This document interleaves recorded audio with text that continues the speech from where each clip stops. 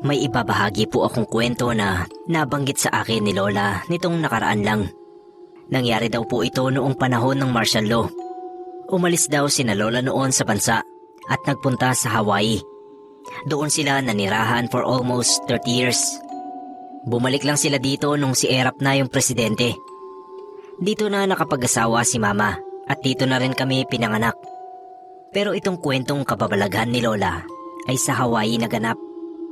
May kakilala raw sila na may pamangkin na single mother, si Penny. Yung si Penny raw ay dancer na nakakarating sa kung saan-saan para mag-perform. Hanggang sa hindi na siya umuwi noong sumayaw siya sa kung saan sa Texas. Nabuntis daw si Penny at nag-asawa na roon. Ang kaso, hindi pa man naisisilang yung baby, ay naaksidente naman yung asawa niya at namatay. Wala raw pamilya yung lalaki. Kaya bumalik si Penny sa Hawaii. Doon na siya nakilala ni na Lola. Okay naman daw si Penny. Sumasayaw pa rin kahit malaki na ang tiyan. Noong manganak daw ay tuwang-tuwa sa baby kasi kamukhang kamukha ng tatay. 3 years old lang daw yung bata nang mamatay ito dahil nabangga. Kapareho ng nangyari sa tatay niya. Ang malala raw ay ayaw ipalibing ni Penny yung bata.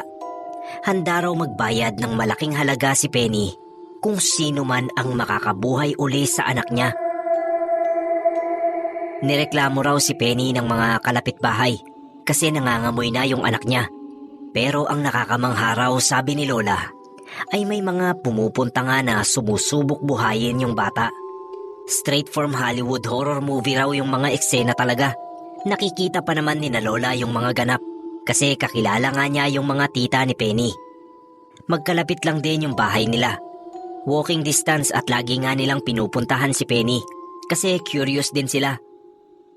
5 days after mamatay yung anak ni Penny, may pumunta raw na nagpakilalang mystic.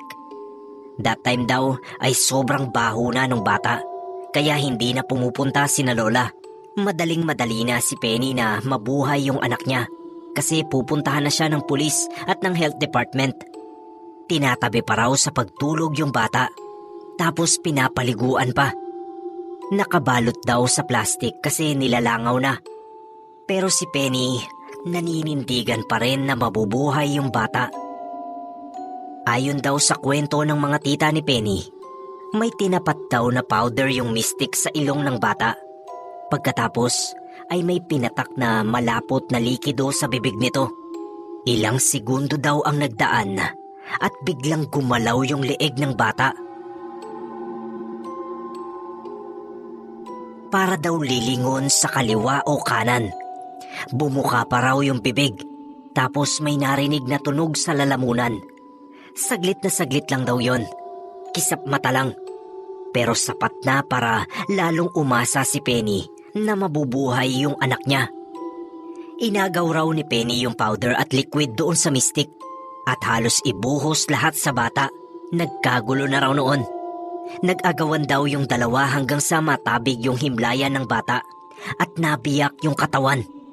Parang nag-crack yung balat pero hindi raw totally naghiwalay. Sumingaw raw lalo yung baho kaya nagtatakbo na palabas yung tita niya at yung mystic. Kinandado raw ni Penny yung buong bahay niya. Nang dumating yung mga pulis at yung health department, kinailangan ng puwersahang buksan yung pinto. Sobrang nakakadiri daw yung nadatnan na eksena. Si Penny yakap yung nabubulok na bangkay ng anak niya habang may hiwa sa pulso. May hose daw dun sa pulso niya. Tapos nakakonekta sa pulso ng bata. Sinusubukan niyang salinan ng dugo. Since bangkay na nga, kumalat lang yung dugo sa sahig at sa katawan nilang mag-ina. Namatay daw si Penny, Sir Neb. Kung tutuusin ay pwede pa siyang mabuhay dahil naagapan yung pagkaubos ng dugo niya. Ang kaso ay parang ayaw na raw talaga niyang mabuhay. Kaya bumigay rin. Magkasama silang nilibing na mag-ina. Pero ang hiwaga talaga rito, ano kaya yung ginawa ng mystic para gumalaw yung 5 days old na bangkay? May scientific explanation kaya yun?